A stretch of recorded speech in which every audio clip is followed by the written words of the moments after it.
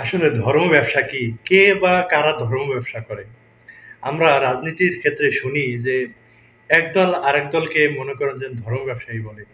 যেমন নাকি ইসলামী দলগুলোকে যারা ইসলামী দল করে না তারা বলে ধর্ম ব্যবসায়ী। আবার ইসলামী দলগুলো অন্যদেরকে বলে ধর্ম ব্যবসায়ী। এখন আসলে প্রকৃতপক্ষে ধর্ম ব্যবসায়ী কে সেটা জানার আমাদের মনে করি অনেকেরই মনে করেন যে জানা দরকার ব্যাপারটা। আসলে যেমন নাকি ইসলামী রাজনীতি করে ইসলামী আন্দোলন বাংলাদেশ, জামাতে ইসলাম সহ অনেক রাজনৈতিক সংগঠন আছে যারা ইসলামী ধারায় রাজনীতি করে, ইসলামী আদর্শ নিয়ে রাজনীতি করে। অনেক ক্ষেত্রে শোনা যায় যে এই হুজুরদেরকে বা এই ইসলামী দলগুলোকে ধর্ম ব্যবসায়ী বলে গালি দেয়। আসলে প্রকৃতপক্ষে কি এরা ধর্ম ব্যবসায়ী? আমার জানা অনুযায়ী বা আমার চিন্তা ভাবনা দ্বারা আমি যতটুকু বুঝি আসলে প্রকৃতপক্ষে আলেমরা বা ইসলামী সংগঠন যেগুলো রয়েছে তারা প্রকৃতপক্ষে ধর্ম ব্যবসায়ী না। তার কারণটা হলো যে এই হুজুররা বা ইসলামী দলগুলো তারা তো মনে করেন ইসলামের কথা, দ্বীনের কথা এগুলা শুধু নির্দিষ্ট একটা সময় নির্বাচনের সময় বলে না।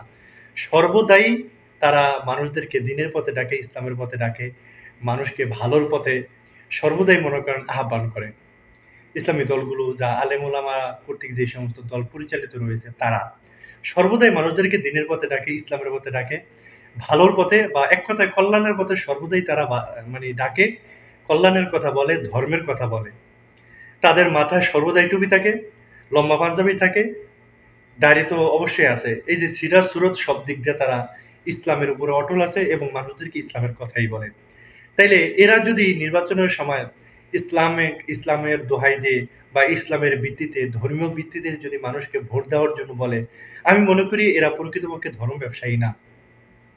পক্ষান্তরে একটা লোক সারা বছর ৫ বছর পর্যন্ত তারা মনে করেন যে লম্বা পাঞ্জাবি পরে না, টুপি পরে না, দাড়ি তো রাখেই না। আলেম ওলামাদের বিরুদ্ধে কথা কয়, ইসলামের বিরুদ্ধে কথা কয়, ইসলামী রাজনীতির বিরুদ্ধে কথা বলে। কিন্তু যখন নির্বাচন ঘনিয়ে আসে তখন লম্বা একটা টুপি মাথায় দেয়, লম্বা পাঞ্জাবি পরে। পাঞ্জাবি পরিয়ে তারপর ধর্মপ্রাণ মানুষের কাছে ভোট ভিক্ষা করে, ভোট চায়। মসজিদে যায় নামাজ পড়ে। সারা সপ্তাহে সারা বছর যদিও নাকি নামাজ পড়তো না। কিন্তু এই ভোটের সময় লেবাস ধারণ করে, টুপি পরিধান করে ধর্মীয় মানুষদের ভোট টানার জন্য যারা এই ধর্মকে ব্যবহার করে, এই ধর্মীয় লেবাসকে ব্যবহার করে, আমার তো মনে হয় প্রকৃতপক্ষে ধর্ম ব্যবসায়ী এরাই। আলেমরা বা ইসলামপন্থী রাজনৈতিক দলগুলো প্রকৃতপক্ষে ধর্ম ব্যবসায়ী না।